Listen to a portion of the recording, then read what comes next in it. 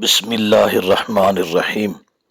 ان الذین کفروا، ان بے شک، الذین وہ لوگ، کفروا جنہوں نے کفر کیا، کفر لفظی معنی ہوتا ہے چھپانا، پردہ ڈالنا، اور اسلامی اصطلاح میں انکار کرنا۔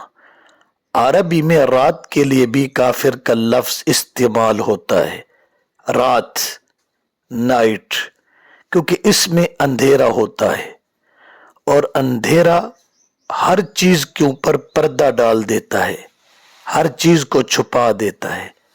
اسی طرح عربی زبان میں کسان کے لیے، فارمر کے لیے بھی کافر کا لفظ آتا ہے۔ وہ کیا کرتا ہے؟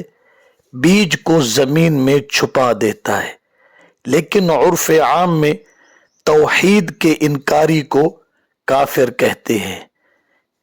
ان الذین کفروا، بے شک جن لوگوں نے کفر کیا، انکار کیا، اس پیغام کا انکار جو آپ صلی اللہ علیہ وسلم لے کر آئے۔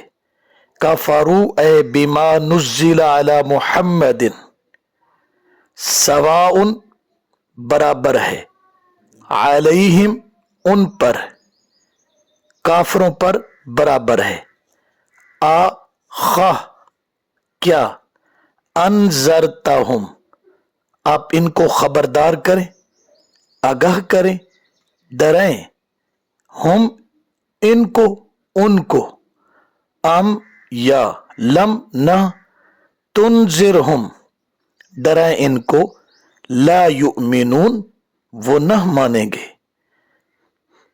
انذرتہم انذار، نذیر، انذار خوفناک چیز سے خبردار کرنا، یعنی ان کے انجام بد سے خبردار کرنا۔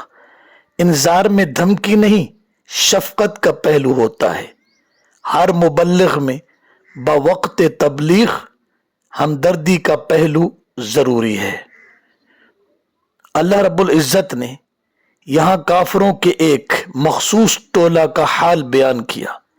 الذین سے خاص گروہ مراد ہے، ضدی کافر، جو توحید جان کر، حق پہچان کر ایمان نہیں لاتے۔ ان کا خاتمہ کفر پر ہوتا ہے، ان کو ڈرانا نہ ڈرانا برابر ہوتا ہے۔ لہذا فرقہ پرستی میں آ کر توحید کے مسئلے کو، حق بات کو ٹھکرانا نہیں چاہیے، ورنہ خاتمہ کفر پر ہوگا۔ سوال ہوتا ہے کہ جب ایمان نہیں لائیں گے تو انذار کا کیا مقصد، ڈرانے کا کیا مقصد ہے؟ جواب، ڈرانا اور حق کی تبلیغ کے 3 فوائد ہوتے ہیں۔ نمبر 1، سامعین سے امکان ہدایت، شاید اسے ہدایت مل جائے۔ نمبر 2، اپنا عمل مضبوط، دوسرے کو حق بات کی تلقین کروں گا، اپنا عمل مضبوط ہوگا۔ نمبر 3، اتمام حجت، اگر ہدایت کے چانس نہ بھی ہوں، 2 فائدے تو پھر بھی موجود ہیں۔